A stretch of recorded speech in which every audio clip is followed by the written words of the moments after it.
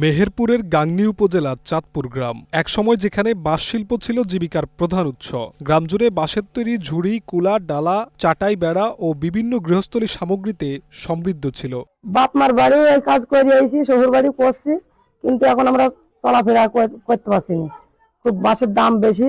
স্কুলে পড়াশোনা করি এবং পাশাপাশি এই ডালি বনাই, বেশি দাম দিয়ে বাঁশ কিনে এটা বেচে পড়তে হয় না। প্রয়োজনীয় পৃষ্ঠপোষকতা, প্রশিক্ষণ ও আধুনিক বিপণন ব্যবস্থার অভাব, প্লাস্টিক ও বিকল্প পণ্যের আগ্রাসনে অনেকেই এই পেশা ছেড়ে অন্য কাজে ঝুঁকছেন। কারিগররা জানান, আগের মতো চাহিদা না থাকলেও ঐতিহ্য রক্ষার দায়বদ্ধতা থেকেই তারা এই কাজ চালিয়ে যাচ্ছেন। বাঁশের দাম অস্বাভাবিকভাবে বৃদ্ধি পাওয়ায় উৎপাদন খরচ কয়েক গুণ বাড়লেও সে অনুযায়ী বাজারে পণ্যের ন্যায্য মূল্য না পাওয়ায় আর্থিকভাবে ক্ষতিগ্রস্ত হচ্ছেন তারা। আমরা দীর্ঘ বছর কাজ করছি, প্লাস্টিকের জিনিস ওইটি বিভিন্ন কাজের বেচাকেনা কম। এমন একটা লাভবান হওয়া যায় না, কোন রকম দিনভাতটা চলে আমাদের।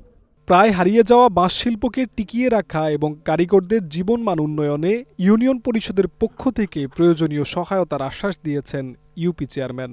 অভাব অনটনে তাদের সংসার চালানো, ছেলেপেলে শিক্ষা করার জন্য লেখাপড়া শেখানোর খুবই সমস্যার মধ্যে পড়ে। আমাদের টিওনো স্যারের সাথে আলাপ করে যদি কোনো এনজিওর বা কোনো কিছুর অল্প সুদে কিছু পায় তাদের দেওয়ার জন্য। বিশেষজ্ঞদের মতে সরকারি ও বেসরকারি সহায়তা পেলে চাঁদপুর গ্রামের বাঁশ শিল্প আবারও ঘুরে দাঁড়াতে পারে। এতে যেমন কর্মসংস্থান বাড়বে, তেমনি সংরক্ষিত থাকবে একটি গুরুত্বপূর্ণ গ্রামীণ ঐতিহ্য।